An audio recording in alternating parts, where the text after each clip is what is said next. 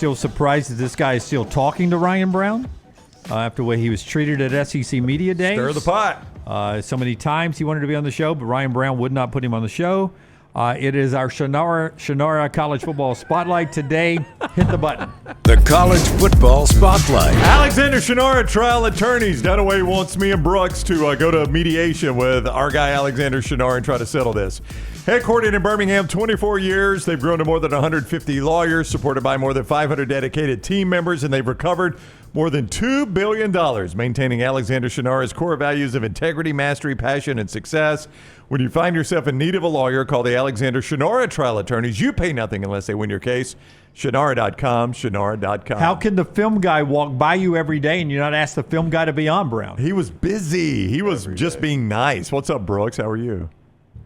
First and foremost, like I realize I'm just some local guy that only has like 51,000 subscribers on YouTube and whatnot, but like you guys had the opportunity to interview Josh Payton, Greg Sankey. No wonder you were interviewing those guys and not me, even though I do have a substantially better head of hair than both combined. But I think my takes are a little bit better as well. I was a little bit perturbed, I'm not going to lie, because every time I come on here, y'all sweet talk me. Y'all say, ooh, we love this next guest. He's one of our new favorites. And then I get stonewalled at SEC Media Days. Honestly, I was a little frustrated. I'm not going to lie to you. Okay, will you be there next year? We don't even know where there is. They haven't announced where there is. Will you be there next year? You already know. Okay, you already know I'm going to be there. Day one, Brooks Alston on the show. I don't care what else is going on. If that's Alabama Day, we're like, all right, Coach DeBoer, Brooks is on the show if you'll stand right there for a moment. Okay, can we start with the Auburn Tigers and Jackson Arnold?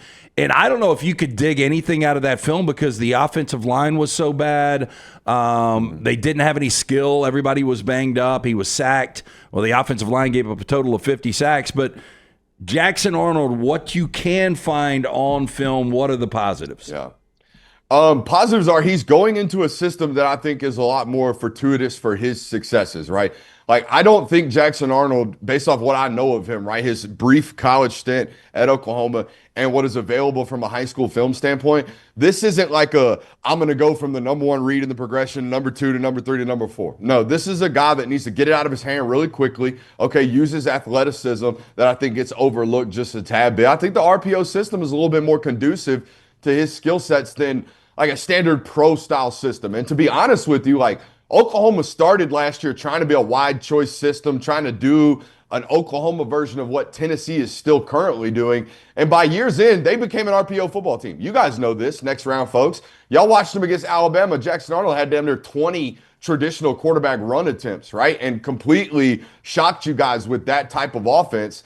I think that's a lot what Oklahoma was doing last year, just trying to throw something at the wall to see if it sticks offensively, and that's not very good for your young quarterback, right? You mentioned it. The offensive line was porous. I think it's going to be relatively the same story at Oklahoma this year. The weaponry wasn't all that great last year at Oklahoma. He's got, I think, the conference's best weaponry and skill position players around him at wide receiver this year at Auburn. So a totally different situation from a what we're about to ask you to do standpoint and what we have around you standpoint. I think Auburn's in a much better situation around Jackson than what Oklahoma presented to him. Okay, before you talk specifically about this Alabama defense this year, Brown, I asked you about that. I wanted to ask you about Anthony Tank Jones from Mobile, the 5-star guy who picked Oregon.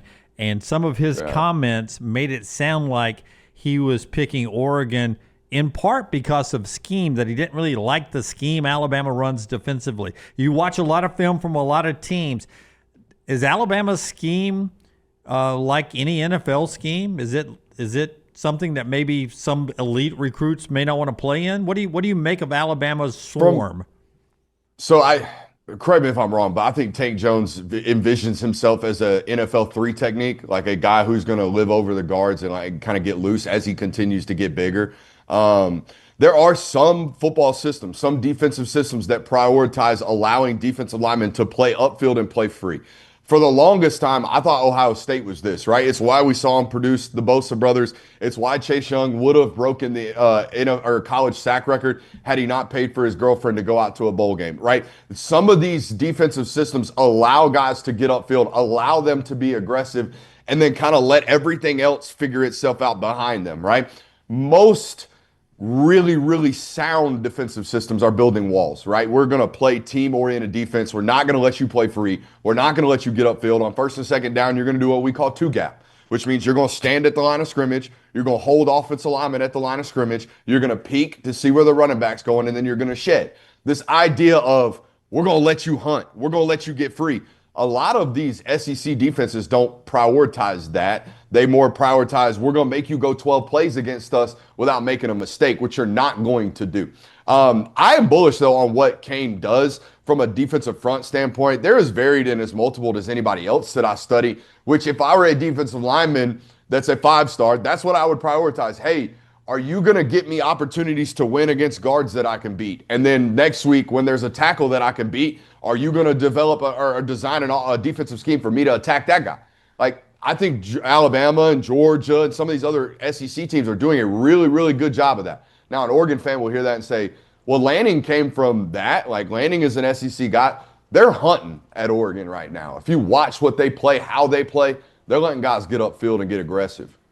Brooks Austin is with us, the film guy at Brooks Austin BA. Go find him on YouTube, the film guy on YouTube. You can find Brooks' work there. Give it a thumbs up. Watch it, subscribe, set your alerts so you know when he drops it. The Film Guy Network on YouTube. He's on the Alexander Shinara Trial Attorneys Hotline. But, Brooks, it is the personnel. I don't want to put words in your mouth here, but I believe this is exactly what you said. The personnel that Kane Womack has that has you so high on Alabama's defense. Yeah, like I'm a huge believer in LT Overton, as everybody else in the world is. I love the prospect that James Smith is going to be. I think James Smith has an opportunity to be one of the more disruptive football players in this conference this year. That's a unique twitch on a 290-pound athlete. Like, I know he's playing at like 285 last year. He's going to play closer to 300 this year, I think, and going to be a real disruptive presence. I love Tim Keenan as well. I know you lost Jahad Campbell, but I've been watching Justin Jefferson play great football for like what seems like a decade in SEC football. Every time he's on the field, I'm like, damn, that dude ain't much worse than the first-round NFL football player that I've been watching run around at Alabama for a couple of years. Obviously, returning Deontay Lawson is huge for that team as well. Bray Hubbard is maybe my favorite study. I am a guy that just I love watching football players that play the game as if they don't give a damn about their own body. And that's the way Bray Hubbard plays. Bray Hubbard plays like this might be my last day ever playing football, and I'm okay with that. And I sign up for those dudes because I'm still a college football observer, right? I love what the pageantry and the passion that college football provides. Bray Hubbard is an exact example of that. I also love that, Womack let those young corners, especially when Damani kind of got banged up last year, I felt like they let those young corners take their lumps. I am a big Xavier Brown fan. I think Xavier Brown, I said it in the film study, Xavier Brown plays corner like a linebacker, okay? He plays the corner position with a level of physicality and anger and just pissed offness that I appreciate about him, okay? So, yeah, I am very bullish on the personnel that Alabama has. That being said, I studied in full Alabama games probably 6 times last year, and there's just not a lot of variance of the scheme, right? They're lining up playing defense majority of the football game. Now, I think that had most to do with Kane Womack being there for 1 year last year. Last year was his first year there, and maybe they were trying to still get everything installed and everybody comfortable. And so it was just best, hey, we know how to play this defense, so we're going to play this defense today. In year 2, I expect them to be far more multiple, on top of the fact that, I think they got 9 or 11 like real high-level defensive players this year. And one more on what you were talking about in James Smith there, a twitchy 300-pound guy. I'm a Tampa Bay Buccaneer fan, so I ride with Vita Vea and Kalijah Cansey every Sunday watching those guys disrupt. That kind of disruptiveness from James Smith right there in the center of that defensive line, you think? Oh, it would be... It is the most unstoppable thing about a defense nowadays. Like, everybody's trying to get a good edge rusher, but there is nothing I can do offensively for a 3-tech I can't block. And I think Aaron Donald kind of invented this in the NFL, or showed people what this can be. When you have a dominant defensive tackle that is that close to the quarterback and the ball carrier at all times, and he's virtually unblockable, I think it's the most disruptive thing that a defense can have. So I don't know if James will be that, but I saw it. Like, you see the flashes. Like, it was very clear to me that he was a young football player just running and playing ball last year. And he ran himself into a lot of big-time football plays. So imagine what will happen if that young football player now not only has the elite physical skill set, but now identifies what's happening to him in front of him, right? Because he's taking the reps. He's seen the game snaps. He understands, all right, that what's happening in front of me is what's happening. Here's how I defeat that. When that level of his game starts to click, the physical skill sets on this dude are undeniable. That's why he was a 5-star coming out of high school, and you can still see it now in year 2 in college. You know, the perception, Brooks, when it comes to Texas is offense with Sark, but you look at the defense, it's got an opportunity to be really dominant. Year 1, Colin Simmons, 9 sacks.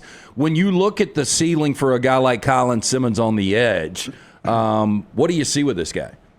You know, it's interesting. Colin is a very rare football player, okay? No different than Hassan Reddick in the NFL is rare, all right? The level of, like, success that Hassan had, or the level of success that Nolan Smith is having right now, or the historic level of success that Von Miller had. Why am I naming these football players? Well, Colin Simmons fits that physical mold. Colin Simmons is not 6'5", 265 pounds. He's not a traditional defensive end. He is 6'2 and a half. He's 225 pounds. And he's unblockable out on the edge. Like, when it comes to left tackles trying to stay in front of him, they just don't do it. So what am I looking for in Colin Simmons? I know he's going to be a 10-sack guy. There's no doubt about that. What my question about him is, on first and second down, when defenses or offenses see him lined up over the tackle, are they running at him? Because that's probably what I would do to him on first and second down, and I would just live with whatever he brings me on third down. But hopefully, if I ran at him pretty successfully the first couple of snaps, we're in 3rd and 4, not 3rd and 9, and he's teeing up a pass rush. I'm telling you right now, if you're in 3rd and 9 against Texas this year, Colin Simmons is going to get home. There's not a lot of tackles that are going to be able to block him. He's just too twitchy. But we got to get after him in the run game, because I think that's the only error in what he's got physically. I think I asked you this back in the spring, but you've watched a lot of film since then. A player that you consider a diamond in the rough, a guy you have seen on film that you're like, college football fans, watch this guy. You'll love watching him play. All right, so I know this is a mainly SEC podcast, but I see you guys talk all things sports. So if I had to ask you guys, y'all watch football, y'all know college football, so I'm going to ask you this, and it's a trick question. Who's the best running back at Penn State? Well, most people would say Singleton. I would say right? Katron Allen. Most people immediately run to Singleton, and whoever just said Katron Allen, as we say, is a certified ball knower. Katron Allen's the best back in that room, man. Yeah. Katron Allen is the most underrated football player in his own building. Like, everybody loves Singleton, and you look at all the rankings, and they're going to be talking about Singleton. Hell, ESPN's got Nick Singleton as a preseason All-American. Guys, Katron Allen is the tote carrier in Penn State's offense, in my opinion. If I'm giving 25 totes to anybody, it's Katron Allen. He is going to maximize what is available. I also think by far Penn State's got the best offensive line in that conference, and they're going to need it this year because they're going to have to run their way to the expectations that they have this year. Okay, there is one guy on this panel that thinks Boise State is highly overrated. This guy. I just wanted to ask you about this because Ashton Jeanty is one of the best running backs we've seen in 20, 30 years. But there was a running back in that backfield before he got hurt, actually averaged more yards per carry in Sire Gaines. I don't know if you've watched him at all. If you have, though, what do you think the drop-off is? I know there's going to be drop-off, but it looks like Sire Gaines can be really, really good for Spencer Danielson and Boise State this year. I ain't going to sit here and act like I've been watching Buddy. If I was watching Boise State last year, I was watching number 2. Okay. And all good. I think it's safe to say that no matter how good this new back is at Boise State, there's going to be a sizable drop-off.